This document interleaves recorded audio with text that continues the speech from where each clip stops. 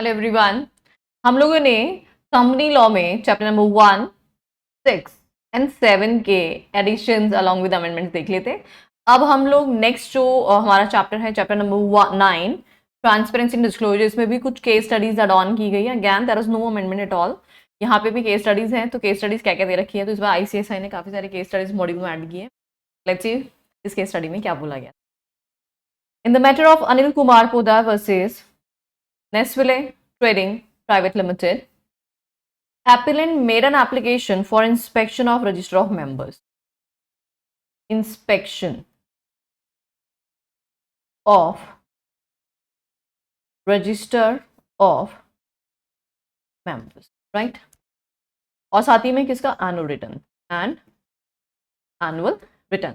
तो इंस्पेक्शन कौन कर सकता है? मेंबर्स कर सकते हैं, क्रेडिटर्स कर सकते हैं, डिबेंचर होल्डर्स कर सकते हैं, जिनका भी इंटरेस्ट है कंपनी, वो लोग इंस्पेक्शन कर सकते हैं। ऐसा हमने पढ़ा था। Of respondent company for the years 2009 से 2012, राइट? यहाँ पे अनिल कुमार पोद्दार ने इंस्पेक्शन के लिए बोला होगा, इंस्पेक्शन अलाउ नहीं हुआ होगा तो केस फाइल हुआ। तो यहाँ पे क्या क्या हुआ, let's see. When company failed to provide copies of aforementioned documents, he file petition for supply of documents, है ना? कंपनी को बोला उसने कि मुझे इंस्पेक्शन अलाउ करिए, कंपनी ने इंस्पेक्शन मना किया। अब ग्राउंड क्या था वो भी, the respondent relied upon the doctrine of ejusdem generis saying the word any other person। तो यहाँ पे देखिए, जो भी कुछ जनरल वर्ड्स होते हैं उनको जनरली नहीं अंडरस्टैंड किया जाता, उनको हमेशा किसके सेंस में, जो ऑलरेडी वर्ड्स गिवन है उसके हिसाब से इंटरप्रीट करना होता है। अब एनी अदर पर्सन एज में भी इंटरेस्टेड का मतलब ये नहीं कि कोई भी पर्सन उठ के आ जाएगा, तो जिसका कंपनी में कोई स्टेक है वो स्टेक होल्डर ही आ सकता है। मेंशन इन सेक्शन 163, ये पुराने एक्ट का है, अभी कौन सा सेक्शन है? 94। ये बहुत पुराना जो है केस है, तो 1956 के सेक्शन मेंशन्ड है, बट आज की डेट पे वो सेक्शन कौन सा? 94 सेक्शन हमने पढ़ा था, है ना? Is limited to the person holding commercial interest such as, वो पर्सन कौन हो सकता है? क्रेडिटर हो सकता है, फाइनेंसर हो सकता है, कस्टमर हो सकता है। Because the preceding would the member and debenture holder of this word and any other person being the person having interest in the company, then the following word any other person cannot be said as extendable to any other person who has no interest in the company। जैसे मान लो for example मैंने आपको बोला कि you may ask any question, है ना, from me. अब any question का मतलब ये थोड़ा ना कुछ भी क्वेश्चन पूछ लोगे कि मैम आपकी चलो पर्सनल लाइफ में क्या क्या वो सारी स्टोरी सुनाओ, ऐसे तो नहीं बोलोगे ना। तो इसका मतलब एनी क्वेश्चन का कंसर्न मेरा किससे? मेरे सब्जेक्ट से है। जैसे मैंने अभी अब कंपनी लॉ पढ़ा रही हूँ, तो कंपनी लॉ के कंसर्न में आप क्वेश्चन पूछ सकते हो। तो वो रेस्ट्रिक्टेड वर्ड्स होते हैं जो किसी स्पेशल पर्पस के लिए यूज किए जा रहे हैं। ऐसा नहीं कि एनी अदर पर्सन मतलब ओपन हो गया, अब किसी भी दुनिया के पर्सन के पास राइट मिल गया क्या कि इंस्पेक्शन कर लेगा। तो वहां पे उन इंटरेस्टेड लोगों के लिए ये बोला जाता है कि जो जो लोग इंटरेस्टेड हैं वही यहाँ पे आकर के क्या कर पाएंगे? इंस्पेक्शन कर पाएंगे। Normally person consider to agree when his interest is affected by the act of somebody else, but where this petitioner has no interest in the company, कोई इंटरेस्ट है ही नहीं, he cannot be called aggrieved to file these company petition against the respondent। भाई जब उसका interest है ही नहीं, कैसे आप बोल सकते हो कि आपका इंटरेस्ट जो है वो एडवर्सली इफेक्ट हो गया है, उसने इंस्पेक्शन अलाउ नहीं किया? तो आप वो पर्सन है ही नहीं जो डिमांड कर सकते हैं इंस्पेक्शन। तो एनसीएलटी ने बोला पिटिशनर फालतू नाटक ना करो, तुम्हारा कोई इंटरेस्ट नहीं है, तुम्हारे को जो इंस्पेक्शन अलाउ नहीं किया गया, कंपनी ने टिक किया है, तुम्हारे इंटरेस्ट पे कोई इफेक्ट नहीं आने वाला। NCLT Mumbai bench held that since petitioner was neither shareholder nor debenture holder nor holding commercial interest in the respondent company, he was not entitled to seek relief under section 163 Saraswat section 94, अब जो company act 2013 का है, regarding supply of copies of the document for inspection। तो inspection सिर्फ और सिर्फ कौन demand कर सकते हैं? इंटरेस्टेड पर्सन ही डिमांड कर सकते हैं। जिनका कोई इंटरेस्ट है ही नहीं, तो वो किस बात का इंस्पेक्शन डिमांड कर रहे हैं भाई, और किस बात की पिटीशन फाइल कर रही है? तो यहाँ पे पिटीशन को एनसीएलटी ने क्या कर दिया? रिजेक्ट। फाइन, चलिए सिंपल सा केस था। नेक्स्ट केस देखते हैं। इन the matter of Suhas Chakma versus south Asia human rights documentation centre private limited, the contention of the petitioner is that he never executed any instrument of transfer of his shareholding to the second respondent। he never executed any transfer deed, ऐसा बोला. And that he came to know that he was not a shareholder of the first respondent company by virtue of inspection of annual return, and that in relation to the illegal and fraudulent transfer of his shares, he came to know about the same only upon perusal of the annual returns. तो यहाँ पे जो सुहास चकमा है, basically he says कि भाई मैं share holder था, मैं मेंबर था, मैंने किसी को अपने शेयर बेचे नहीं, ट्रांसफर नहीं किए, लेकिन स्टिल वो शेयर किसी और के नाम पे रजिस्टर्ड है, इसका मतलब फ्रॉडुलेंट ट्रांसफर हुआ है. और ये उसको कैसे पता चला? परयूजल ऑफ एनुअल रिटर्न्स देख करके उसको पता चला. तो अब एनसीएलटी न्यू दिल्ली बेंच ने क्या ऑब्जर्व किया? इन view of wordings used in section 95 to the effect that registers returns documents shall be only prima facie evidence, hence subject to rebuttal and therefore cannot be treated as conclusive evidence, and in absence of share transfer form and specified share certificate या letter of allotment in question, transfer of equity shares of petitioner by respondent were fraudulent and sham and declared to be illegal and void. तो यहाँ पे NCLT ने clearly बोल दिया कि जब कोई शेयर ट्रांसफर डीड नहीं है, जब कोई ट्रांसफर डॉक्यूमेंट नहीं है, कोई लेटर ऑफ अलॉटमेंट नहीं है, जब ये सारे डॉक्यूमेंटेशन है ही नहीं, तो यहाँ पे जो ट्रांसफर शो हो रहा है वो क्या है? वॉइड है. तो यहाँ पे एनसीएलटी ने जो पेटिशनर है उसके फेवर में जजमेंट दिया कि यहाँ पे इस तरह का कोई भी ट्रांसफर जो अनलॉफुल है, बिना प्रोसेस किया गया है, फ्रॉडुलेंटली किया गया है, उसको हम इलीगल एंड वॉइड. तो दो छोटी छोटी केस स्टडीज हैं जो यहाँ पे ऐड ऑन की गई थी. अब जो नेक्स्ट चैप्टर है हमारा investments and loans, chapter number 10, इसमें भी कुछ क्वेश्चंस ऐड ऑन किए गए हैं. तो बेसिकली ये आप लोगों के लिए रिविजन है, अच्छी बात है. आप लोगों ने जो चैप्टर पढ़ा था, इस चैप्टर में हम लोगों ने सेक्शन 186 से लेकर के 189 चार सेक्शंस कवर किए थे. 186, 187, 188 एंड 189. तो कुछ प्रैक्टिकल क्वेश्चन इलस्ट्रेशन दे रखे हैं. Let's see what it says. Mister A is the managing director in AB Limited, fine, which is engaged in manufacturing medicines. ये डन है. MD है AB Limited, पब्लिक कंपनी, और उसके अंदर MD है. Mr. A is a qualified software expert. AB Limited, after following a due process of tendering, engages the service of Mr. A in his capacity of software expert, and for which an amount of rupees 50 lakh is proposed to be paid. The next lowest quotation for the proposal is 2 crore. देखो यहाँ पे क्या हुआ है. MD है mister A, साथ में क्या है, वो सॉफ्टवेयर एक्सपर्ट भी है, और सॉफ्टवेयर एक्सपर्ट को हमने हायर करने के बारे में सोचा कितने रुपए देने के लिए? 50 लाख रुपीस. ठीक है. अच्छा, और साथ में हमने प्रॉपर कोटेशंस वगैरह भी मंगाई थी. तो कोटेशन में जो लोएस्ट कोटेशन थी वो थी 2 करोड़ की. नेक्स्ट लोएस्ट कोटेशन 2 करोड़ की. This is a transaction with related party, है कि नहीं? रिलेटेड पार्टी ट्रांजेक्शन है, यस ऑफ कोर्स है. This transaction will fall under the provision to section 197. तो वो पुराने जमाने का सेक्शन, अभी तो 188 है सेक्शन ये. If the terms and conditions are comparable with those offered by other parties, the transaction will not be treated as an office or place of profit, as covered under section 188. Price offered by Mr. A is certainly far lower than the next lowest quote, but the other terms also need to be examined. However, approval of audit committee will be necessary. Approval of nomination and remuneration committee will also be required, है ना. यहाँ पे वैसे office of place of profit का attraction तो है. पहली बात, मैनेजिंग डायरेक्टर है तो रिलेटेड पार्टी तो हो गया, और हमने फिक्स रेमुनरेशन पे उसको हायर किया, मंथली रेमुनरेशन पे, तो वो भी अट्रैक्शन तो आ गया. लेकिन जो पेमेंट किया गया है वो कौन सा आर्म्स लेंथ प्राइस पे दे रखा है. तो ठीक है, लेकिन अप्रूवल तो लेनी पड़ेगी आपको. किसकी? हम मेंबर से अप्रूवल तो बात नहीं कर रहे, लेकिन किसकी अप्रूवल की बात करें? ऑडिट कमेटी की एंड रेमुनरेशन कमेटी की अप्रूवल की बात जाएगी. ठीक है. देन नेक्स्ट illustration है, Mr. X was appointed as the managing director of MNP Limited on 1st January 2020.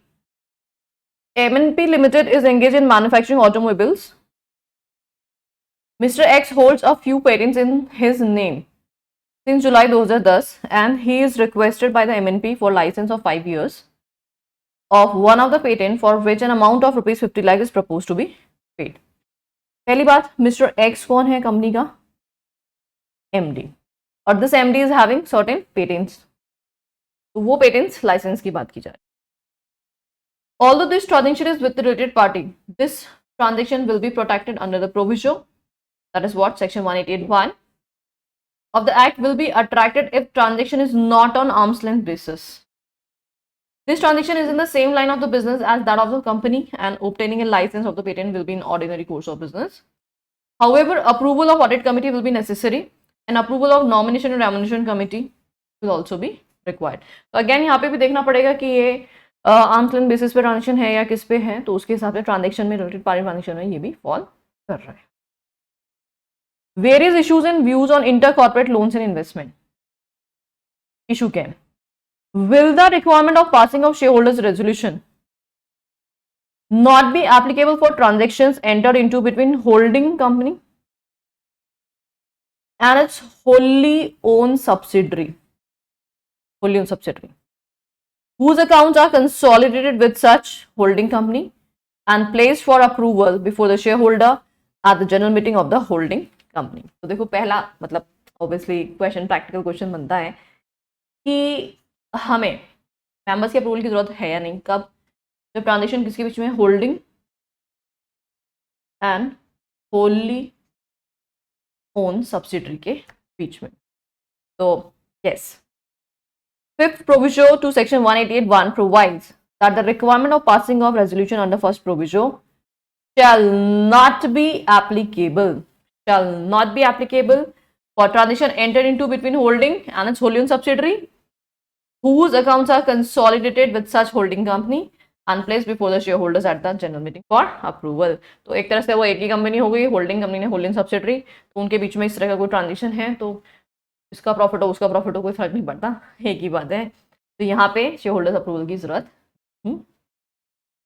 It is pertinent to observe that explanation 2 to Rule 15 of Companies Meeting of Board and Power Rule 2014 provides that in case of wholly owned subsidiary, the resolution that is passed by holding company would be sufficient for the purpose of entering into transaction between wholly owned subsidiary and the holding company. This will mean in case the fifth proviso to section 1881 is not available to a company as the accounts are not consolidated, a resolution passed by the holding company will be sufficient. तो क्या बोलता है ये कि अगर holding company का होल्डी own subsidiary के साथ कोई ट्रांजेक्शन हो रहा है और उनका आपस में क्या बन रहा है, कंसोलिडेटेड स्टेटमेंट बन रहा है, मीटिंग में अपेयर कर रहे हो, तो वहाँ पे मेंबर्स की कंसेंट की कोई जरूरत नहीं होगी. ठीक है, एक तो ये क्लैरिफिकेशन. देन है next issue, who determines the transaction with related party is in ordinary course of business? Is it board या फिर ऑडिट कमिटी? कौन डिसाइड करेगा? बोर्ड डिसाइड करेगा कि ऑडिट कमिटी डिसाइड करेगी? Let's see. The Companies Act 2013 does not clearly lay down tests for determining whether a transaction is in ordinary course of business. तो ऐसा कोई टेस्टिफाई कोई rule तो बता नहीं रखा. The memorandum of association of the company should be referred to for ascertaining whether the activity is covered in the object clause therein. This is not a conclusive test but will assist in determining whether the transaction is in the ordinary course of business. देखिए किसी भी transaction को ordinary course में बोलना नहीं बोलना ये बहुत ही सब्जेक्टिव मामला है, क्योंकि हर कंपनी का हर बिजनेस अलग है, ऑब्जेक्ट्स अलग हैं, सब कुछ अलग अलग अलग जाता है. तो ऐसे केसेस में ऑर्डिनरी कोर्स मानना है कि नहीं मानना है वो हमें मेमोरेंडम के प्रोविजंस उसी ऑब्जेक्टिव देख के पता लगा सकते हैं. तो यहाँ पे audit committee may decide whether particular transaction is in ordinary course of business and such decision will be based on the policy on transaction with related parties. Policy on transaction with related parties. The company's policy on transaction with related party should specify the parameters to guide the audit committee on whether transaction is an ordinary course of business or not. तो मतलब यहाँ पे किस पे base हो सकता है? Policy आप बना लीजिए अगर है तो. नहीं है तो फिर तो जो मेमोरेंडम है उसको देख के ही देखना पड़ेगा, उनके बीच में ट्रांजेक्शन जो है उसको देख के ही करना पड़ेगा। अगर पॉलिसी है तो पॉलिसी के हिसाब से बना सकते हैं ना। Apart from such a policy, company में formulate guidelines approve by the audit committee and board of directors on transactions with related party. In such cases, company can enter into transaction based on approval guidelines, and every transaction need not be placed before the audit committee for determining whether the same is in ordinary course of business or not. तो फिर guidelines follow कर लीजिए, policy follow कर लीजिए, और हर बात में आपको audit committee के पास जाने की जरूरत ही नहीं रहेगी. In case the company does not have audit committee, the decision as to whether transaction will be taken by the board. Audit committee तो audit committee करेगा, नहीं तो फिर board करेगा. तो वहाँ पे देखना पड़ेगा कि क्या पॉलिसी है आपकी, क्या स्टैंडर्ड्स बना रखे हैं, उसके हिसाब से काम किए जाएंगे. राइट. नेक्स्ट है इशू क्या है, will a transaction of payment of salary to an employee who is relative of a director where such payment is in ordinary course of business and on arm's length price require disclosure as a related party transaction in the board report. Question क्या है, देखो issue जो है इस पे practical question बन सकता है कि मिस्टर ए डायरेक्टर है, उसकी वाइफ है, she is working in a professional capacity, और ऑर्डिनरी कोर्स ऑफ बिजनेस में उसकी प्रोफेशनल कैपेसिटी में उसको आर्म्स लेंथ बेसिस पे पेमेंट किया जा रहा है. तो क्या ये ट्रांजेक्शन जो है वो रिलेटेड पार्टी में फॉल करके क्या इसको डिस्क्लोजर देना है बोर्ड रिपोर्ट में? तो आंसर है the same need not be disclose as a related party transaction in the board report unless the same is material in the context of company's business. अगर बहुत बड़ा ट्रांजेक्शन है, बहुत बड़ी वैल्यू है ट्रांजेक्शन, तो बात अलग है. बाकी अदरवाइज इस तरह के डिस्क्लोज देने की जरूरत नहीं होगी. नेक्स्ट इशू है, is it required that items falling in the ambit of force provision of section 188(1) of the act, that is what transaction entered into by the company in ordinary course of business other than transactions which are not arm's length basis, be mentioned in form AOC 2. अभी बोलना चाह रहा है, देखो ऐसे transaction जो ordinary course of business में होते हैं, आर्म्स लेंथ प्राइस पे होते हैं, तो वो तो ट्रांजेक्शन हम क्या मान लेते हैं, एग्जाम्प्टेड, उनको जरूरत नहीं होती बताने की. लेकिन अगर ऐसा बोल रहा है कि ट्रांजेक्शन जो है ऑर्डिनरी कोर्स ऑफ बिजनेस में तो है, लेकिन other than transaction which are not on arm's length basis entered by the company in its ordinary course of business, other than transactions which are not on arm's length basis. तो क्या बोलता है, AOC 2 uses the term material and therefore if the material transaction material, the same will need to be disclosed. तो अगर आपका ordinary business में है और आर्म्स लेंथ बेसिस पे है तो उस केस में आप देख लीजिए, उसको डिस्क्लोजर की जरूरत नहीं होती. लेकिन अगर मटेरियल ट्रांजेक्शन है तो फिर डिस्क्लोजर देना पड़ेगा. राइट, डिस्क्लोजर देना पड़ेगा. A transaction which in the ordinary course of business and on arm's length basis but which is considered to be material will require disclosure in form 2. क्योंकि section 188 में हमने ऑलरेडी एग्जाम्पशन पढ़ा है. तो exemption हम पढ़ते हैं कि अगर होली ओन सब्सिडरी के साथ ट्रांजेक्शन है तो उस पर 188 एप्लीकेबल नहीं होता. अलॉन्ग विथ साथ ही में हमने पढ़ा था कि अगर transaction ordinary course of business में आर्म्स लेंथ बेसिस पे उस पर भी प्रोविजन एप्लीकेबल नहीं होता. लेकिन जहाँ पे ट्रांजेक्शन मटेरियल है तो डिस्क्लोजर के रिक्वायरमेंट आते हैं. 188 तो एप्लीकेबल नहीं हो रहा, अप्रूवल तो एप्लीकेबल नहीं हो रही, लेकिन disclosure requirement applicable. It is to be noted that approval of board and the share holders not required. तो अप्रूवल वाली रिक्वायरमेंट तो एप्लीकेबल नहीं हो रही है. Transaction is in the ordinary course of business and on arm's length, but disclosure is required. Disclosure is required from the perspective of transparent. तो आपको disclosure तो देना है, लेकिन 188 का रिक्वायरमेंट फुलफिल नहीं, अप्रूवल वाले रिक्वायरमेंट फॉल ही करेंगे. तो ये कोई नई बात नहीं है, ऑलरेडी हमने सेक्शन में भी कवर किया था. मटेरियल वाली बात है जो हमें डिस्क्लोजर देना, बाकी अदरवाइज 2 एग्जाम्पशंस हमने ऑलरेडी पढ़े थे. नेक्स्ट है, with the board meeting is held prior to the audit committee meeting. ठीक है, and the board approves the transaction with related party. अब देखो क्या हुआ, वैसे ऑडिट कमिटी है तो ऑडिट कमिटी की अप्रूवल चाहिए होती है, लेकिन बोर्ड मीटिंग पहले हो गई तो बोर्ड मीटिंग में अप्रूवल आ गई है ना. Can audit committee approval be taken subsequently. तो आपने बोर्ड मीटिंग में अप्रूवल लेकर के काम किया और बाद में सब्सिक्वेंटली आप ऑडिट कमिटी का अप्रूवल ले रहे हैं, तो क्या वैसा कर सकते हैं? हाँ, कर सकते हैं. बोर्ड वैसे भी बड़ा है, ऑडिट कमिटी से तो अप्रूवल गलत नहीं है, लेकिन इरेगुलरिटी तो है ये, ठीक है। Legal requirement is clear that transaction referred in 188 require approval of audit committee. तो audit committee approval after board approval is irregular, irregular तो है ही बट नॉट इलीगल नहीं है। Approval of audit committee should be obtain before transaction, got it. चलिए next है, whether approval of board will be needed to be taken by wholly owned subsidiary which is not required to constitute audit committee for entering into transaction with related parties in the ordinary course of business on an arm's length basis। तो again holding subsidiary के बीच के transaction exempted है ही, वो हमने already पढ़ा हुआ है। और अगर ट्रांजेक्शन आर्म्स लेंथ बेसिस पे हो रहे हैं तो वैसे भी एग्जाम्प्टेड है। दोनों ही यहाँ पे बातें आ रही हैं, तो डेफिनेटली यहाँ पे कोई रिक्वायरमेंट नहीं है, लेकिन गुड प्रैक्टिस है, अप्रूवल ले लो तो अच्छी बात है, लेकिन कोई रिक्वायरमेंट नहीं। Whether transactions are between holding and its wholly owned subsidiary, will section 177 of the act be attracted? 177 audit committee, तो क्या ऑडिट कमेटी के अप्रूवल वगैरह चाहिए? तो नहीं चाहिए ना भाई। अगर ट्रांजेक्शन किसके बीच में है, होल्डिंग और होली ओन सब्सिडरी, एक ही क्वेश्चन को घुमा घुमा के अलग अलग तरीके से पूछ रहा है। तो वट एवर द केसेस थे, एफ होल्डिंग और सब्सिडरी, होल्डिंग और होली ओन सब्सिडरी के बीच का ट्रांजेक्शन है, तो 188 से मुक्ति मिल गई है। तो 188 से मुक्ति मिलते ही ऑडिट कमेटी ऑटोमेटिकली एग्जाम्पशन हो गया, is exempted from the requirement of audit committee approval under section 177 of the act, and as per regulation 23 of SEBI LODR regulation in case of listed company, ठीक है।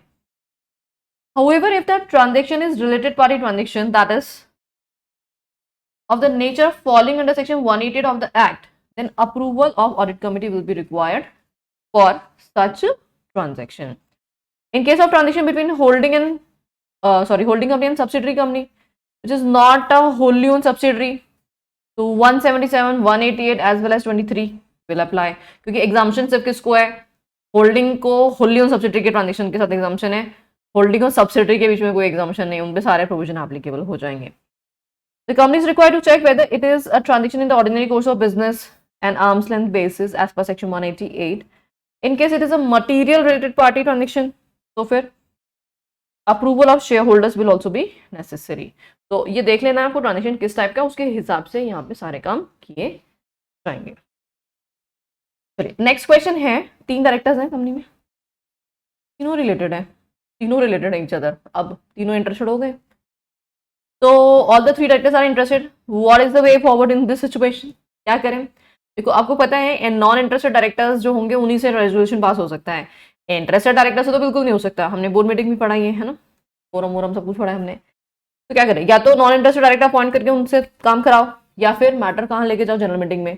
General meeting में कौन करेगा, members share holder के approval से काम किए जाएंगे। तो what it said, the board में approve such item only if disinterested quorum is present, बस ये एक तरीका होता है बोर्ड में। तो otherwise matter would need to be place for approval in the general meeting, और जनरल मीटिंग में भी मेंबर इंटरेस्टेड है तो फिर उस केस में वो इंटरेस्टेड मेंबर पार्टिसिपेट नहीं कर सकते। लेकिन हमने एक प्रोविजन पढ़ा था कि 90% या उससे ज़्यादा मेंबर्स इंटरेस्टेड हैं तो सब लोग अलाउड होते हैं, है ना। तो सभी एक जैसे हुए ना। एट जनरल मीटिंग इफ 90% और more of the members are related to the promoters और related parties, then related parties can also vote on the resolution to approve any contract या arrangement. Got it? In case of listed public company, directors need to decide first on the proposed resolution and then matter needs to be placed before the shareholder for approval. तो इस तरह का कोई situation है तो members की meeting में भेज दीजिए। मेंबर्स भी इंटरेस्टेड हैं तो उस केस में अगर 90% या उससे ज़्यादा मेंबर इंटरेस्टेड हैं तो वो लोग पार्टिसिपेट कर पाएंगे। अब जो है ना यहाँ पे डिफरेंट हमने बातें पढ़ी ना, एक बार मैं समरी कर देती हूँ, आप लोगों को ईजी रहेगा। देखो 188 का एग्जाम्पशन हमने ऑलरेडी पढ़ा है, exemption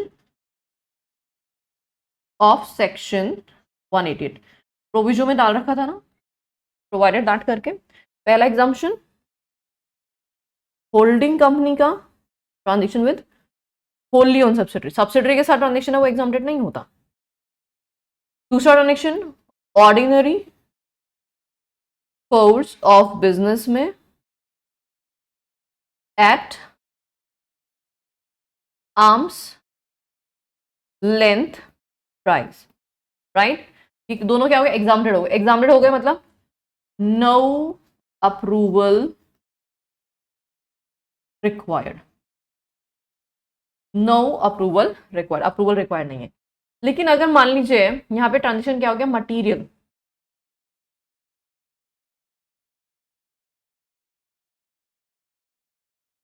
if transaction is material, material transaction है तो डिस्क्लोजर तो देना पड़ेगा, डिस्क्लोजर रिक्वायरमेंट से थोड़ा मना कर सकते हो, disclosure is required, disclosure is required. तो हमने जो इतने सारे यहाँ पे इश्यूज पढ़े थे उन सब में मोटा मोटा समरी ये निकल के आता है, डिस्क्लोजर आपको देना है अगर मटेरियल है तो, अदरवाइज जो सेक्शन 188 की बेसिक रिक्वायरमेंट है अप्रूवल्स की, ऑडिट कमेटी की, बोर्ड की या फिर मेंबर्स की, वो सब एप्लीकेबल नहीं होगा।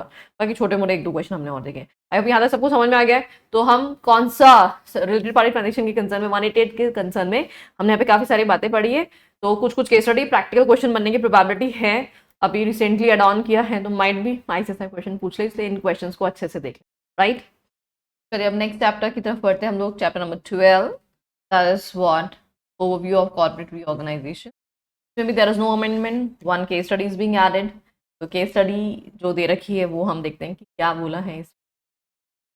इन the matter of Mohit agro commodities and others NCLT, तो इस केस में when the transferor and transferee company involve a parent company and wholly owned subsidiary, the meeting of equity shareholders, secured and unsecured creditors can be dispensed with as the right of the equity shareholders of transferring company are not being affected।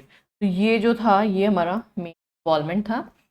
आपको याद ही होगा जब हम merger एमैलगमेशन की बात करते हैं, section 232 की बात करते हैं, और सेक्शन 232 के अंदर जब दो कंपनीज का बीच में मर्जर होता है तो वहाँ पे मीटिंग कॉल करने के लिए बोला जाता है क्रेडिटर्स की और जो भी सिक्योरिटी होल्डर्स हैं, इंटरेस्ट अफेक्ट हो रहे हैं, तो वहाँ पे ट्रिब्यूनल का डिस्क्रिशनरी पावर होता है, मे वो मीटिंग कॉल कर सकते हैं अगर उनको ऐसा लगता है, वहाँ पे डिस्क्रिशनरी पावर होता है। तो अगर मान लीजिए वहाँ पे इंटरेस्ट अफेक्ट नहीं हो रहा है तो मीटिंग कॉल करने की ऐसा ज़रूरत नहीं होती किसी के कंसर्न में। यहाँ लेट्स सी द एपेलेंट कौन थी, transferor company and transferee company file application under section 232 and relevant provisions of Companies Act seeking suspension of meeting of equity shareholders, secured creditors, unsecured creditors in respect of a scheme of amalgamation of transferor company with the transferee company with effect from the appointed date on aggrieved terms and condition has set out in this scheme in accordance section 232 of Companies Act 2013। इन्होंने क्या बोला कि जो हमारी appellant company थी, कौन, transferor and transferee company, इन्होंने क्या किया था, एक एप्लीकेशन फाइल की थी फॉर मर्जर एमैलगमेशन ऑब्वियसली, और उन्होंने बोला कि आप यहाँ पे जो मीटिंग वगैरह है वो कॉल करने की कोई ज़रूरत नहीं है, किसकी meeting, equity share holder creditors की, सब की, for the scheme of amalgamation. It is contented that there is no change in the capital structure of transferor company till the rate of approval of the scheme by the board of directors, है ना। तो वो क्या बोल रहे हैं, कोई changes नहीं है। साथ ही में क्या बोला जा रहा है, it is further stated that the transferor company is a Holi own subsidiary of the transferee company along with Holi own subsidiary है, तो वैसे भी सब कुछ पहले जैसा ही रहने वाला है, पहले भी वही कंट्रोल होल्डिंग कंपनी कंट्रोल कर रही थी, मर्ज होने के बाद भी कुछ ज़्यादा विशेष चेंज होने वाला नहीं है, तो इनका मतलब राइट्स में कोई चेंजेस नहीं आने वाला। And that both the companies are incorporated in the similar type of nature of activities and that the transferee company had acquired the transferor company as a business supportive mechanism for ease of operation। तो जो ये merger हो रहा है, जो एमैलगमेशन हो रहा है यहाँ पे, वो ईज ऑफ बिजनेस डूइंग के लिए हो रहा है, और यहाँ पे बिजनेस सेम है, कैपिटल स्ट्रक्चर सेम है, तो किसी में भी कोई एडवर्स इम्पैक्ट नहीं है, तो हमें मीटिंग कॉल करने की रिक्वायरमेंट से डिस्पेंस कर दी, ठीक है। तो NCLT ने क्या बोला यहाँ पे, section 232 subsection 1 use the word may, तो वहाँ पे डिस्क्रिप्शन है मे, तो वहाँ पे ट्रिब्यूनल का डिस्क्रिप्शन है कि वो मीटिंग कॉल करेंगे कि नहीं करेंगे, which introduces an element of description to the tribunal to be exercise in interest of justice in appropriate situations. तो यहाँ पे ट्रिब्यूनल देखेगा कि भाई ज़रूरत है तो मीटिंग कॉल करो, जबरदस्ती में मीटिंग क्यों कॉल करनी है। Section 232 is a specific provision carved out by the legislature when both conditions maintained in clause A and B of subsection 1 of section 232 are met। तो क्या है, in the instant case the amalgamation sought for is between whom, wholly owned subsidiary and holding company, right, इन दोनों के बीच में हो रहा है। तो जब अभी यहाँ पे अमालगमेशन दोनों के बीच में हो रहा है, अलॉन्ग विद यहाँ पे स्टेक होल्डर्स के इंटरेस्ट पे कोई इम्पैक्ट नहीं है, बिजनेस सेम है, ट्रेडर्स पे कोई इम्पैक्ट नहीं, there is no change at all, तो इसका मतलब किसी भी एडवर्स इम्पैक्ट है ही नहीं, तो फिर क्या उस केस में ट्रिब्यूनल अपना डिस्क्रिशनरी पावर यूज कर सकता है?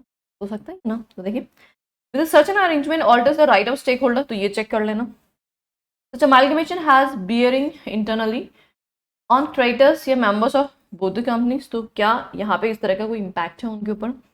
Not holding the subject meeting would amount to violation of any of the provision of companies act, तो पहली बात तो यहाँ पे शैल लिखा हुआ नहीं था, तो मे लिखा हुआ है, तो डिस्क्रिप्शन वैसे ही हो गया। Tribunal can exercise their discretion when the transferor is a wholly owned subsidiary of the transferee and the financial position of transferee is positive and the merger is not affecting the right of shareholders on the, ये सारे question check करना। Therefore, it is held that right and liabilities of secured and unsecured creditor were not getting affected, तो ये बात हमें समझ में आ गई। In the manner by way of proposed scheme, so no new shares are being issued by the transferred company. No compromise is offered by secured and unsecured creditors of the transferring company. कोई compromise नहीं है, capital change नहीं है, किसी का adverse impact नहीं पड़ रहा, कुछ भी तो नहीं हो रहा। When the transferor and transferee company involve a parent company and wholly owned subsidiary, the meeting of equity shareholders, secured creditors and unsecured creditor can be dispensed with as the right of equity shareholders of transferring company being affected. तो यहाँ पे इस पूरी story में starting में हमें समझ में आ गया था कि होल्डिंग से सब्सिडरी के बीच में मर्जर हो रहा है और सेक्शन 232 की रिक्वायरमेंट में मे दे रखा है ट्रिब्यूनल, तो वो डिस्क्रिशनरी पावर है उनका, वो देख सकते हैं, तो वो चेक करते हैं डिस्क्रिशनरी पावर में कि कहीं कोई एडवर्सिटी तो नहीं है, कहीं कोई एडवर्स इम्पैक्ट तो नहीं पड़ रहा है, कोई इंटरेस्ट अफेक्टेड तो नहीं हो रहा है। तो इस रेस्पेक्टिव केस में there was no affection at all, तो डेफिनेटली मीटिंग कॉलिंग की रिक्वायरमेंट को डिस्पेंस विद किया जा सकता है। करेक्ट, सिंपल सा केस दे रखा था एकदम। अब देखते हैं चैप्टर नंबर 16 जो हमारा इंडिपेंडेंट डायरेक्टर की कंसर्न है। तो यहाँ पे ना इंडिपेंडेंट डायरेक्टर के कंसर्न में कुछ बातें जो है वो एड ऑन की गई है। देखिए, जैसे आपको पता है कि इंडिपेंडेंट डायरेक्टर जो होता है उसी क्वालिफिकेशन में हम पढ़ते हैं कि वो पर्सन क्या होना चाहिए, क्वालिफाइड होना चाहिए। तो क्वालिफाइड होने के लिए क्या होना चाहिए, डाटा बैंक में उसका नाम लिखा होना चाहिए, ठीक है। तो उसके लिए स्पेसिफिकेशन जो दे रखी है उसमें एग्जाम क्लियरेंस वगैरह जो दे रखी है वो रिक्वायरमेंट आपको फुलफिल करनी पड़ती है। अब उसके कंसर्न में कुछ सर्कुलर्स और कुछ नोटिफिकेशन इशूड है, तो क्या क्या अभी रिसेंटली यहाँ पे नोटिफिकेशन है वो हम लोग देख लेते हैं। The central government has made the companies creation and maintenance of data bank of independent director amendment rule 2021, further amend the companies creation and maintenance of data bank rule 2019, नेमली पहला क्या बोला है, इन रूल 3 सब rule 7 in clause A of companies creation and maintenance of data bank after the word for inclusion the word or renewal shall be inserted।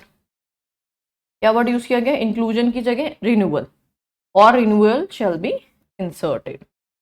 अच्छा, अब इसके बाद और क्या बोल रहे हैं, in case of delay on the part of an individual in applying to institute under sub rule 7 for inclusion of his name in the data bank or in case of delay in filing of application for renewal thereof, क्या गया, renewal thereof, the institute shall allow such inclusion या renewal as the case may be under rule 6 of company's appointment and qualification director rule after charging a further fee of 1000 rupees on account of such delay। तो अगर आप delay करते हो तो यहाँ पे fees कितनी लगेगी उसके बारे में उन्होंने बोल दिया। उन्होंने क्या बोला कि अगर आपने नेम इंक्लूजन या फिर रिन्यूअल में डिले किया है तो उस केस में कितनी एक्स्ट्रा फीस लगेगी, 1000 रुपीज। तो इम्पैक्ट क्या है, एक्स्ट्रा फीस लगेगी। देखो क्या फर्क पड़ा इससे। Accordingly with this amendment new sub rule 8 has been inserted in rule 3 of companies creation and maintenance of data bank of independent director rule 2019 which provides that in case of delay on the part of an individual in applying to the Indian Institute of Corporate Affairs for inclusion of name in the independent director data bank, or in case of delay in filing an application for renewal thereof, the institute shall allow such inclusion। मतलब अगर delay किया आपने तो inclusion और renewal as the case में भी ये allowed होगा, लेकिन कितने रुपए लगेंगे उसके लिए, 1000 रुपए लगेंगे फॉर सच डिले। तो एक बहुत ही बेसिक सी बात इन्होंने एड ऑन की है कि डिले मत करना, डिले करोगे तो 1000 रुपये लगेंगे। तो डिले 1000 रुपये किस केसेस में लगेंगे? Number 1 that is inclusion and number 2 renewal, दोनों ही केसेस में लगेंगे। तो अब दो चीजें हो गई, inclusion and number 2 is renewal, दोनों बातें हैं, है ना। तो डिले में 1000 रुपये लगेंगे, ठीक है। आगे बोलता है कि इन रूल 6 सब rule 4 rules the first provision for clause B the following clause shall be substituted। तो क्या बोलता है ये?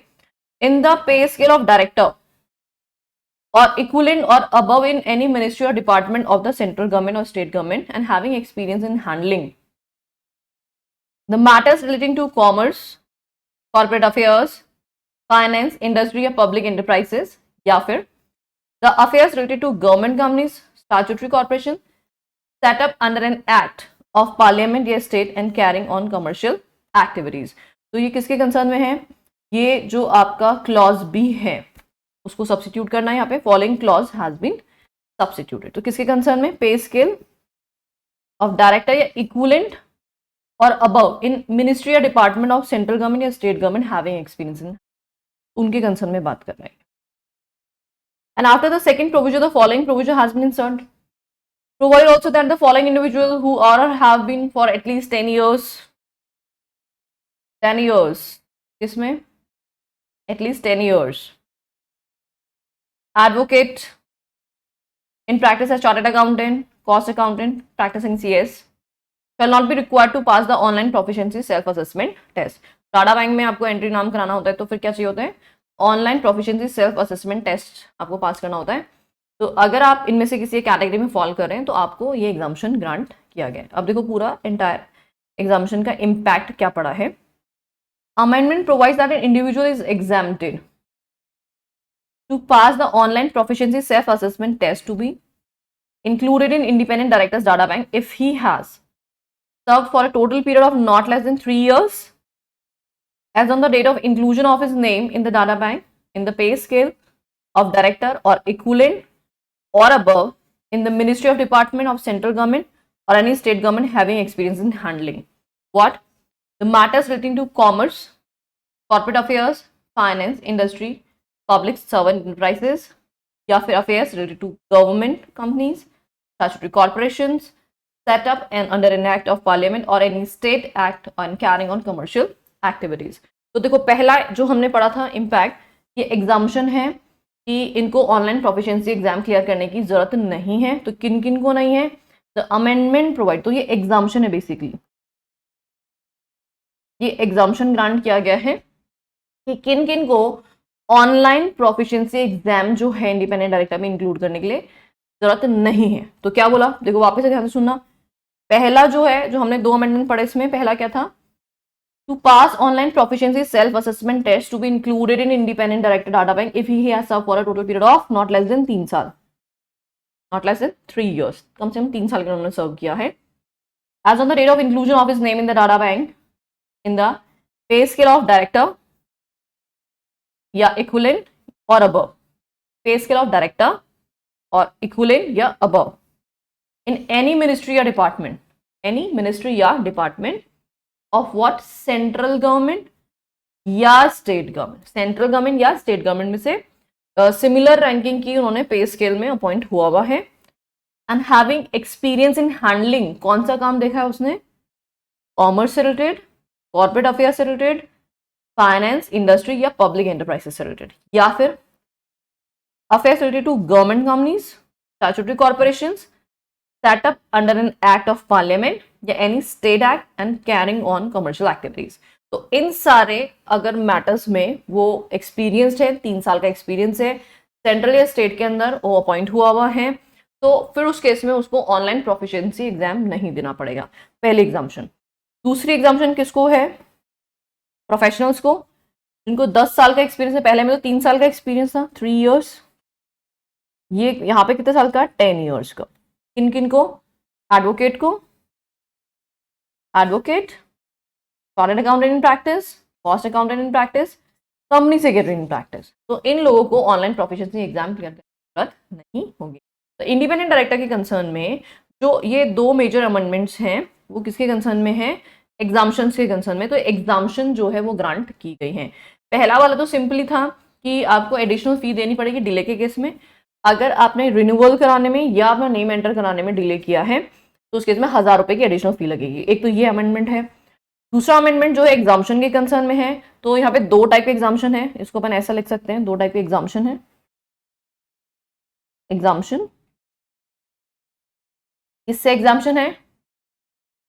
ऑनलाइन प्रोफिशिएंसी जो एग्जाम होता है इंडिपेंडेंट डायरेक्टर बनने के लिए, आपको डाटा बैंक में एंट्री कराने के लिए एक एग्जाम क्लियर करना होता है, तो वो एग्जाम नहीं देना पड़ेगा। किनको नहीं देना पड़ेगा? Number 1 and number 2। तो नंबर 1 किसके लिए है? सरकारी लोग। यहाँ पे 3 साल के एक्सपीरियंस की बात कर रहे हैं, 3 इयर्स एक्सपीरियंस। और सेकंड में कितने साल का एक्सपीरियंस है? 10 इयर्स एक्सपीरियंस। पहले केस में कितने का? 3 साल का एक्सपीरियंस, दूसरे केस में 10 साल का एक्सपीरियंस है। ये 3 साल का एक्सपीरियंस किन लोगों के लिए है? जो सेंट्रल या स्टेट गवर्नमेंट में काम कर रहे हैं, सेंट्रल गवर्नमेंट या फिर स्टेट गवर्नमेंट में काम कर रहे हैं, जिनको जिनको एक्सपीरियंस है किसका? कॉमर्स, कॉर्पोरेट अफेयर्स या फिर इंडस्ट्री, है ना, पब्लिक एंटरप्राइजेस, ऐसा कुछ। या फिर वो कहाँ पे? कोई स्टेट की कंपनीज है, गवर्नमेंट कंपनीज के अंदर, गवर्नमेंट कंपनी में, या कोई स्टैट्यूटरी कॉर्पोरेशन में, या फिर किसी एक्ट के अंदर जो स्टैब्लिश है, जो पार्लियामेंट या स्टेट के एक्ट है उनमें स्टैब्लिश्ड है, उनमें उनको एक्सपीरियंस है, या तो ऐसे लोग। और 10 साल का एक्सपीरियंस में कौन से लोग हुए? Advocate, practising CA, practising CS and practising, right? समझ में आया सबको भी? तो ये एग्जाम्शंस इनको ग्रांट कर दी गई है, इनको ऑनलाइन प्रोफिशिएंसी एग्जाम देने की कोई जरूरत, राइट? चलो अब आगे बढ़ते हैं नेक्स्ट अमेंडमेंट की तरफ। देखिए क्या बोला उन्होंने। MCA notified the company's creation and maintenance of data bank of independent second amendment rule 2021 to further amend the company's creation maintenance rule 2019। अब इसमें क्या इम्पैक्ट है, डायरेक्टली हम अमेंडमेंट की तरफ पढ़ते हैं। Annual report on capacity building of independent director, the institute shall within 60 days, within how many days? 60 days from the end of every financial year send an annual report to every individual whose name is included in the data bank, and also to every company in which such individual is appointed as an independent director in the format provided in the schedule to these rules. The amendment also prescribes the format of annual report on capacity building of independent director। तो यहाँ पे क्या बोला गया कि जो institute है वो कितने दिनों के अंदर? 60 डेज। 60 डेज कहाँ से? End of every financial year and हो गया मार्च में, मार्च के कितने दिनों में? 60 डेज के अंदर send an annual report to every individual whose name is included in the data bank. तो इसका मतलब इंडिपेंडेंट डायरेक्टर को, एंड ऑल्सो एवरी कंपनी जहां पे वो अपॉइंटेड है उन सबको क्या करेंगे? एनुअल रिपोर्ट सेंड किया जाएगा। तो इससे क्या इम्पैक्ट पड़ा? Indian institute of corporate affairs shall within 60 days from the end of every financial year send an annual report to every individual whose name is recorded in the data bank, and also every company in which such individual is appointed as an independent director। 2 लोगों को यहाँ पे annual report send की जा रही है। तो financial year and के within 60 days institute of corporate affairs क्या करेगा? एनुअल रिपोर्ट सेंड करेगा। किस किस को? नंबर 1 इंडिपेंडेंट डायरेक्टर को, एंड नंबर 2 कंपनी को। कौन सी कंपनी? जिसमें वो ID is appointed. Got it? अब यहाँ पे कुछ वेरियस इश्यूज दे रखे हैं, मतलब again practical case studies, practical questions जो हैं वो बन सकते हैं इन इश्यूज पे। तो इन इश्यूज को थोड़ा ध्यान से देखेंगे। तो number 1 issue, whether the spouse of secretarial auditor या statutory auditor of the company be appointed as an independent director in the company। अब बताओ, यहाँ पे बोल रहे हैं जैसे कंपनी का ऑडिटर है, ऑडिटर की वाइफ या हस्बैंड जो भी है, क्या उनको आईडी अपॉइंट किया जा सकता है तो हमने आईडी की डेफिनेशन में पढ़ा है, बहुत सारे एक्सक्लूजन्स हमने पढ़े हैं, तो डेफिनेटली वो नहीं अपॉइंट हो सकते हैं। तो क्या बोलता है, अकॉर्डिंग टू सेक्शन 149(6), सेक्शन 6 में पढ़ा था हमने, an independent director in relation to a company means who neither himself nor any of his relative is और has been an employ or proprietor या partner in any of the 3 financial year immediately preceding the financial year in which he is proposed to be appointed of the firm of auditor or company secretary in practice cost auditor। I hope ये वाला आपको provision याद आ गया होगा, हमने बहुत detail में पढ़ा था इंडिपेंडेंट डायरेक्टर का पूरा इंटायर डिस्क्वालिफिकेशन, कौन कौन लोग अपॉइंट नहीं हो सकते हैं। तो इसमें कौन कौन सी company holding subsidiary associate company है ना। Hence, such a person whose spouse is secretary auditor cannot be appointed as an independent director, cannot be appointed, right? याद आ गया आपको, हमने पढ़ा था, डिस्कस किया था। अच्छा, आगे बोलता है can a friend of director be considered as independent. अच्छा, फ्रेंड कहीं कोई रिलेटिव में फॉल करता है क्या? इसके बारे में तो कभी कुछ बोला ही नहीं, तो इसके लिए कोई प्रॉब्लम नहीं है, डेफिनेटली फ्रेंड जो है वो अपॉइंट हो सकता है। Law does not prohibit the appointment of a friend of a director as an independent it if he fulfills all the legal requirement। तो फ्रेंड के लिए there is no such disqualification। Can a spouse of an independent director be appointed as an independent director? ID का spouse already ID है, अब मान लीजिए ID है mister a independent director, तो क्या मिसेस ए को इंडिपेंडेंट डायरेक्टर बना सकते हैं? ना बनना, बिल्कुल नहीं। Spouse of independent director can not be appointed as independent director. क्यों? Independent director in relation to a company means one who is not related to promoter directors in the company holding subsidiary और associate company। तो यहाँ पे director से related हो जाएगा ना, वो तो गला फड़ा हो जाएगा, ठीक है।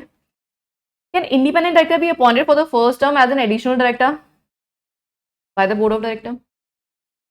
इंडिपेंडेंट डायरेक्टर को क्या आप एडिशनल डायरेक्टर अपॉइंट करवा सकते हो? Is this possible? Let's see section 150 subsection 2 provide that appointment of independent director shall be approved by the company general meeting as provided under section 152 subsection 2। Mandates that save as otherwise provided expressly provided in the act, every director shall be appointed by the company general meeting। 152 में पढ़ा ना, every director shall be appointed general meeting। 161 subsection 1 of the act confers on the board of director of the company, इसको appoint करने के लिए, additional director appoint करने के लिए, कहाँ तक अपॉइंट करने के लिए? Shall hold office up to the date of next AGM, right, या फिर last date up to which AGM should have been held. ये बात हमने बहुत अच्छे से पढ़ी थी कि एडिशनल डायरेक्टर का अपॉइंटमेंट बोर्ड करता है और उसका टेन्योर क्या होता है? डेट ऑफ एजीएम या फिर last date up to which AGM should have been held. याद है सबको ये प्रोविजन? फिर क्या बोलता है, on holistic reading of 150, 152 and 161 it is clear that the act confers the board to appoint additional director designated as independent director subject to approval of shareholders at the general meeting of the company। तो जब तक board चाहे एक बार normal किसी person को appoint करे additional director who fulfills all the criteria of independent director, तो ऐसा बोर्ड कर सकता है, लेकिन फिर क्या करना पड़ेगा? जनरल मीटिंग में अप्रूवल तो लेना ही पड़ेगा। Further, Schedule 4 of the Act provide the appointment of independent director of the company shall be approved at the meeting of shareholder। The requirement of above section read with Schedule 4 and section 149 do not imply that there is a requirement of prior approval of shareholders for appointment of an independent director। Therefore, it can be said that independent director can be appointed by the board as additional director and his appointment can be approved by the shareholder in the next general meeting। Right? बात समझ में आ गई? तो additional director अगर आप appoint कर रहे हैं, he fulfills all the criteria of independent director, तो आप कर सकते हैं, लेकिन अगेन एजीएम में अप्रूवल तो लेना पड़ेगा क्योंकि उसका टेन्योर एजीएम से पहले पहले क्या हो रहा है? खत्म हो जा रहा है। The period of 5 years shall be counted from the effective date of appointment as approved by the board in meeting। The period between the effective date of appointment of ID by the board and the date of approval by the shareholder shall be considered as a part of first term of ID। First term of ID। Further, as per proviso, second proviso of Rule 1, company's appointment, any intermittent vacancy and independent director shall be filled up by the board at the earliest but not later than the immediate next board meeting or 3 months from the date of such vacancy whichever is later। Independent director की vacancy होती है, तो ये भी हमने पढ़ा था कि वो वैकेंसी कौन फिल करेगा? तो बोर्ड ही फिल करे, राइट। चलिए let's move for the next question की तरफ बढ़ते हैं। Can independent director be appointed as an additional director by the board of director of the company for a second term once his first term is over? अभी तो बोलता पहला term में हम क्या अपॉइंट कर रहे हैं उसको, आईडी, ठीक है। अब यहाँ पे बोल रहे हैं सेकंड टर्म के लिए क्या ये पॉसिबल है, क्या सेकंड टर्म में हम उसको आईडी अपॉइंट कर सकते हैं? नहीं। तो अभी थोड़ा सा सिचुएशन चेंज हो गया है। Let's see. It is imperative to look into the provision of section 149 subsection 10 which provides as under an independent director shall hold office for a term up to 5 consecutive year, पता है ना, on the board of the company but shall be eligible for reappointment on the passing of special resolution, on passing of special resolution। Clear cut provision है कि second tenure के लिए क्या पास करना पड़ता है, एसआर। पहले टेन्योर के लिए OR, this for first term, लेकिन सेकेंड टर्म के लिए क्या पास करना पड़ेगा, एसआर, ठीक। 149(11) of the act provides, notwithstanding anything contained in subsection 10, no independent director shall hold office for more than 2 consecutive terms, but such ID shall be eligible for appointment after expiration of 3 years। तो ये पूरा entire provision हमने अच्छे से पढ़ा है, ठीक। अभी बोलता है consecutive has not been defined in the act, however reference of the word consecutive can be drawn from Merriam-Webster dictionary which provides the meaning as following one after the other or successive, एक के बाद दूसरा, एक के बाद दूसरा, तो उसको बोलते हैं consecutive। This effectively means both the terms have to follow each other similarly।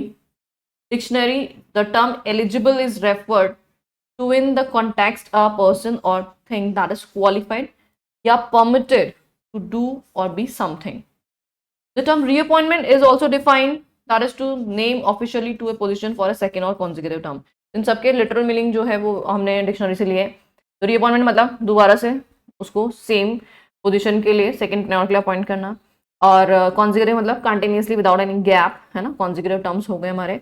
Unqualified का मतलब permitted to do something। While going through the aforesaid definition as used, it becomes clear that independent director is eligible to be reappointed for second term only on passing of a special resolution by the shareholder and not before। Therefore, obtaining shareholders' consent is prerequisite for the appointment of director to be eligible to serve on the board of the company for a second term। If the shareholders' approval by SR for appointment for second term is not taken as on the date of the first term, then such independent director cannot be reappointed by the board as an additional director for the second term, as he does not possess the eligibility to get reappointed। तो बात clear है। देखो अब situation change हो गई। पहली बार में तो क्या था कि ठीक है, हमने अपॉइंटमेंट बोर्ड से कर दिया और फिर उसको अप्रूवल ले लिया क्योंकि वहाँ पे ओआर ही पास करना था, लेकिन कॉन्जिक्यूटिवली ब्रेक नहीं आना चाहिए। तो ब्रेक नहीं आना चाहिए तो सेकंड टेन्योर तो तभी कंटिन्यू रह पाएगा जब आप एसआर पास कराओगे। तो यहाँ पे बोर्ड अप्रूवल से काम नहीं चल सकता, यहाँ पे एसआर पास कराना मैंडेटरी। नेक्स्ट जो हमारा प्रैक्टिकल क्वेश्चन क्या बोल रहा है, whether circular resolution is allowed for appointment of independent director while appointing him for the first term। Circular resolution, there is no restriction on appointment of independent director by way of a circular resolution if he is appointed by the board as an additional director, ठीक है ना। additional director may be appointed by way of resolution by circulation, section 175। It must be ensured that nomination and remuneration committee of the company has duly discussed and recommended the candidate before circulation of the board। Next question है, can appointment of independent director be done to fill the casual vacancy created by resignation of any other independent director? तो definitely कोई भी independent director जो है, casual vacancy rise हो रही है तो वो किसके थ्रू फिल होगी, इंडिपेंडेंट डायरेक्टर के थ्रू होगी। Appointment of ID be done to fill the casual vacancy created by resignation of other independent director, तो वो बोर्ड फिल करेगा। तो क्या बोलता है, whenever any existing independent director ceases to be director of the company either due to resignation, death or otherwise, whatever the case is there, then in order to ensure the requisite board composition, a new independent director should be appointed। New independent director should be appointed। The board can appoint an individual either as an additional to hold office till the next AGM, or he can be appointed as a director in casual vacancy to fill the vacancy created in the office of independent director। It may be noted that if director is appointed by the board to fill casual vacancy, then as per section 161 subsection 4, read with an extra of secretarial standard, His appointment should be approved by the board and not through resolution by circulation. फिर उस case में circulation नहीं हो सकता, लेकिन additional director appoint करे तो circulation हो सकता है. Such appointment should be approved by the members in immediately next general meeting. Casual vacancy में हम पढ़ते हैं ना, नेक्स्ट जनरल मीटिंग में हमें अप्रूवल लेना पड़ता है. This director shall hold office up to the date or to which the director in whose place he is appointed would have held the office of ID if had not been vacated. तो मतलब remaining tenure, unexpired tenure of original director तक वो सारा casual vacancy वाला provision यहाँ पे applicable होगा. There is nothing new. The first term of newly appointed director shall be for a term lesser than 5 years, which he would have otherwise got if he had been appointed as an additional director. और अगर additional director तो AGM पे post vacate करेगा ही करेगा. तो मोटा मोटा देखिए जो भी इश्यूज हैं वो आपके सारे के सारे हमने ऑलरेडी अलग अलग सेक्शंस में अलग अलग बातें कवर की हुई हैं, तो उनको बस कोरिलेट करके आपको यहाँ पे रिकॉर्ड करना है. नेक्स्ट है with the end of first term of director without reappointment of second term और end of second term of ID terminates directorship of a director. Simple क्या पूछा है, first term of director without reappointment है ना, without reappointment मतलब reappointment नहीं हुआ second term के लिए, या फिर end of second term of ID terminates directorship of a director, directorship terminate हो जाती है. Independent director shall hold office for a term up to 5 consecutive years on a board but shall be eligible for reappointment by passing SR, that we know very well, based on the recommendation of nomination and remuneration committee, and disclosure of such appointment shall be made in the board report. Since the term used in holding office for a term up to 5 years, the independent director will cease to be a director on expiry of his term of 5 years. So hence director will lose or vacate his directorship also on expiry of the term as the case may be. तो obviously अगर ये point नहीं हो रहा है या दोनों tenure खत्म हो गए हैं तो इन दैट केस कंपनी में वो डायरेक्टर आईडी की तरह था, आईडी खत्म तो डायरेक्टरशिप तो ऑटोमेटिकली खत्म हो जाएगी. If a known person is to be appointed as independent director, should his name be mentioned in the data bank? तो क्या डाटा बैंक में नाम होना चाहिए? Definitely. Any individual who intends to get appointed as an independent director in a company shall, before such appointment, shall register his name with the data bank of independent director. ये अब companies की mandatory requirement है.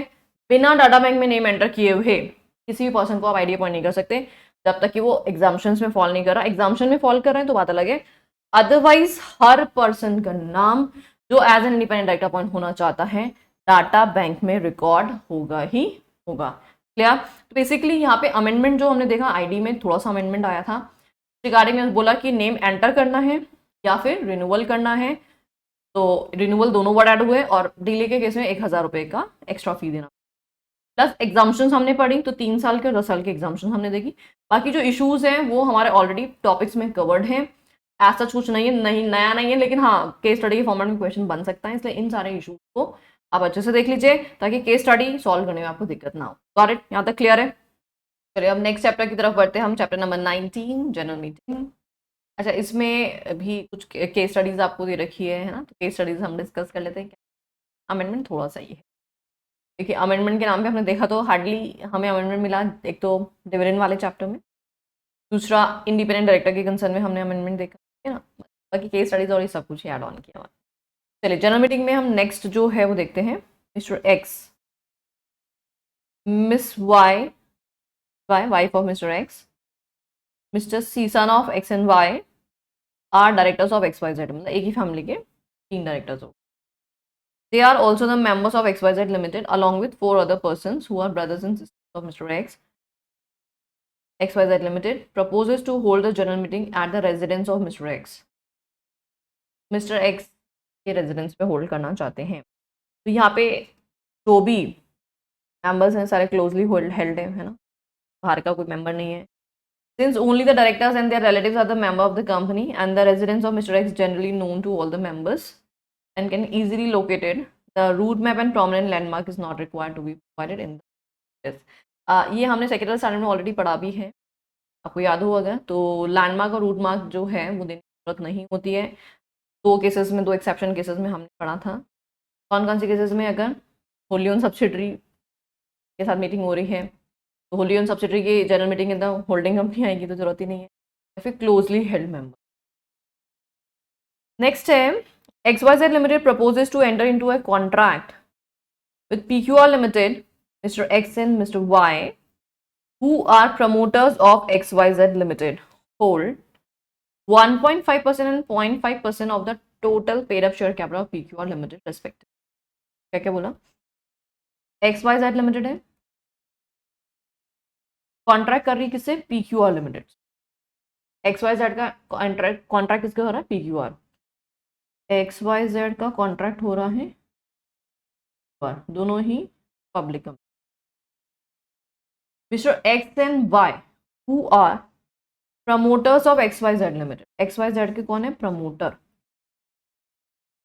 उन्होंने क्या कर रखा है? Hold 1.5% and 0.5%, दोनों की होल्डिंग कितनी परसेंट होगी? 2% इन PQR, same person. In this case, the shareholding of both X and Y should be disclosed in the explanatory statement of notice of general meeting, since the extent of their holding collectively is not less than 2% of paid up share capital of the PQR। तो यहाँ पे उनकी holding क्या है?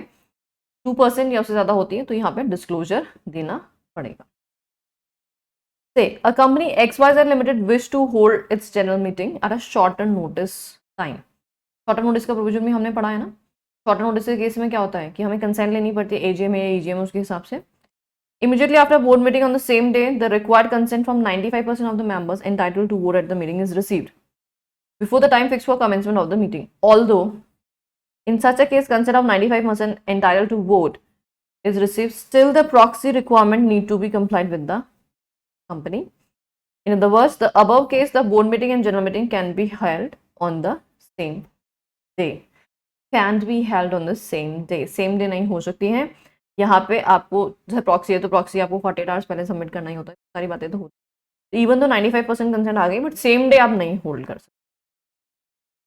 If consent of all the members entitled to vote at such meeting is received before the time fixed for commencement of the meeting, the proxy requirement need not be complied। क्योंकि अब जैसे 95 में तो क्या था, 5% लोग बचे हुए थे, तो वो प्रॉक्सी के थ्रू आ सकते हैं। लेकिन जब 100% कंसेंट आ गए तो कोई प्रॉब्लम नहीं है ना।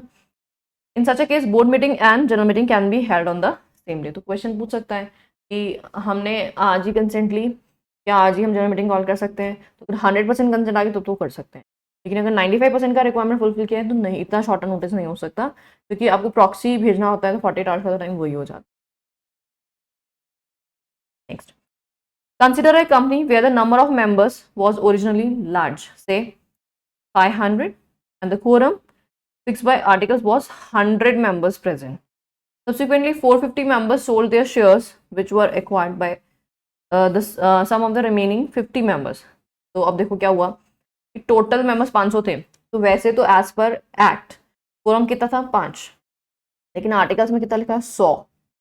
अब मेंबर हो गए रिड्यूस, क्योंकि 450 मेंबर्स ने अपना स्टेक किसको बेच दिया? 50 लोगों को ही बेच दिया। क्या proceeding will be valid if all the members are present in person. In the given case, if less than 50 members are present, there shall be no quorum। तो जितने भी मेंबर्स है, 50 मेंबर्स है ना, तो वो प्रेजेंट हो जाते हैं तो quorum फॉर्म हो जाएगा। ये बात मैंने आपको ये ऑलरेडी क्लास में भी बताई थी। तो 50 मेंबर्स अगर प्रेजेंट हैं तो वो अपेयर हो जाए, फिर उसके बाद आर्टिकल्स ऑर्डर कर ले एंड देन उसको रिड्यूस कर ले। General meeting of A company scheduled on 22nd September 2020 and company has received 4 proxies for the same holding of member dated 5th, 12th, 10th and 20th. The proxy dated last should be considered valid, है ना। तो ये भी मैंने आपको बताया था कि जैसे आप कोई भी नया प्रॉक्सी भेजते हो, पुराना प्रॉक्सी ऑटोमेटिकली रिवोक हो जाता है, जो लेटेस्ट प्रॉक्सी होता है वही वैलिड होता है। If the proxy received are not dated और bears the same date without mention of time, all the proxy should be treated as valid. Properly dated होना चाहिए, साइन होना चाहिए, वो तो होना जरूरी है, उसके बिना तो प्रॉक्सी वैलिड ही नहीं। तो आई होप ये सारी इलस्ट्रेशन समझ में आ गए हैं, बहुत इजी सी बातें इन्होंने बोली है। अब यहाँ पे एक छोटा सा अमेंडमेंट है जो मैंने क्लास में ऑलरेडी आपको अमेंडेड ही पढ़ाया था। वीडियो कॉन्फ्रेंसिंग के कंसर्न में बात की जा रही है। देखिए, वीडियो कॉन्फ्रेंसिंग जो है वो अलाउड है।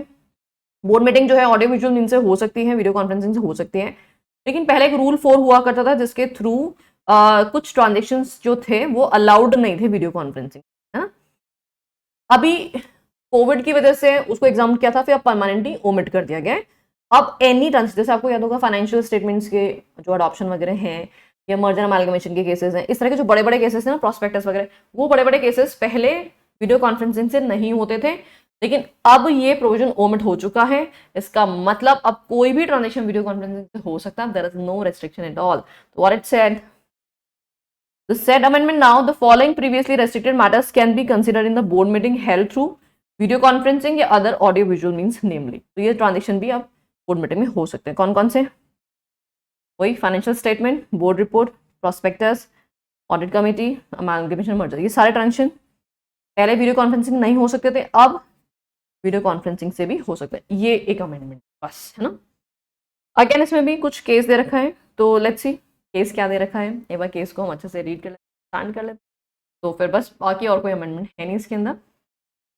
अचंत्य Kumar Barua alliance Manju Barua and others versus Ranjit Thakur company appeal. तो यहाँ पे क्या केस था, participation in board meeting through video conferencing where the right of a director is subject to availability of facility by the company.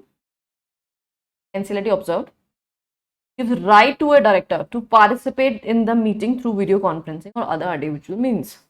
And central government has notified rules to enforce this right, and it would be in the interest of the companies to comply with the provisions in the public interest.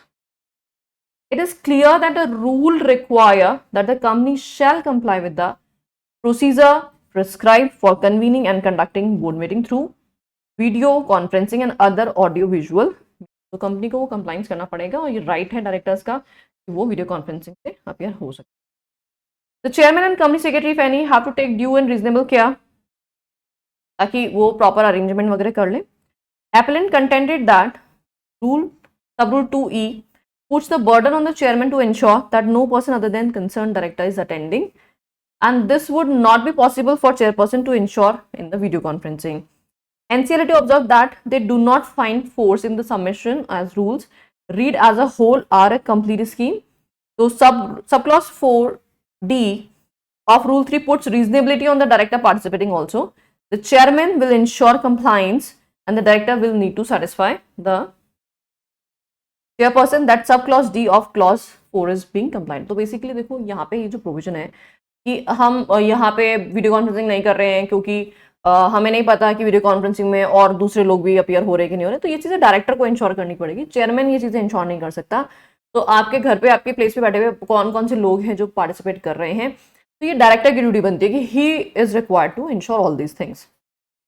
Appellant tried to rely on SS on meeting of board of director to submit that guidelines are that such participation can be done if company provides such facility. NCLT observed that such guideline cannot override the provisions under the rules. The mandate of 173 subsection 2 read with rules mentioned above cannot be avoided by the company. Hence, NCLT came to the conclusion that provisions of section 173 are mandatory and the companies not be permitted to make any deviation therefrom, and directed non-applicants before it to provide the facility as per section 173 subsection 2 of the new act subject to fulfilling of the rule 3. तो rule 3 के जितने भी provision है देखो simple है, video conferencing आपको करानी पड़ेगी कंपल्सरी, अगर डिमांड है तो उसके अरेंजमेंट्स आपको करने पड़ेंगे, और अलॉन्ग विद वो पूरा प्रोसेस से ही करना पड़ेगा, मनमाने ढंग से कुछ भी नहीं कर सकते, रूल्स आपको फॉलो करना कंपलसरी होगा। ऐसा नहीं है कि ठीक है कुछ कर लिया कुछ नहीं कर लिया, ऐसा नहीं चलेगा। You will have to comply with the entire provisions of the companies act along with the rules. तो यहाँ पे ये सारी चीज़ें इंश्योर करके प्रॉपरली वीडियो कॉन्फ्रेंसिंग तक कराई जा सकती। तो दैट्स इट, इसी के साथ हमारे सारे अमेंडमेंट यहीं पे होते हैं फिनिश। अमेंडमेंट के नाम पे हमने सिर्फ 3 अमेंडमेंट पढ़े हैं। पहला अमेंडमेंट डिविडेंड चैप्टर में पढ़ा, दूसरा हमने इंडिपेंडेंट डायरेक्टर के कंसर्न में पढ़ा, और तीसरा अमेंडमेंट हमने वीडियो कॉन्फ्रेंसिंग के कंसर्न में पढ़ा। That's it, these are the only 3 amendments जो अभी एप्लीकेबल होंगे। इसके अलावा जितना भी हमने पढ़ा वो वापस से पढ़ाई का रिविजन किया, केस स्टडीज पढ़ा और कुछ इलस्ट्रेशंस हमने देखे हैं। तो इन सारे इलस्ट्रेशंस को अच्छे से गो थ्रू कर लेना, क्योंकि प्रैक्टिकल क्वेश्चन बन सकता है, might be there is a probability. और पुराना जो पढ़ रहे हो वो एज इट इज पढ़ते रहो, उसमें कोई चेंजेस नहीं करना है। तो इसी के साथ हमारे कंपनी लॉ के सारे सप्लीमेंट्स अलॉन्ग विद अमेंडमेंट्स यहीं पे खत्म होते हैं।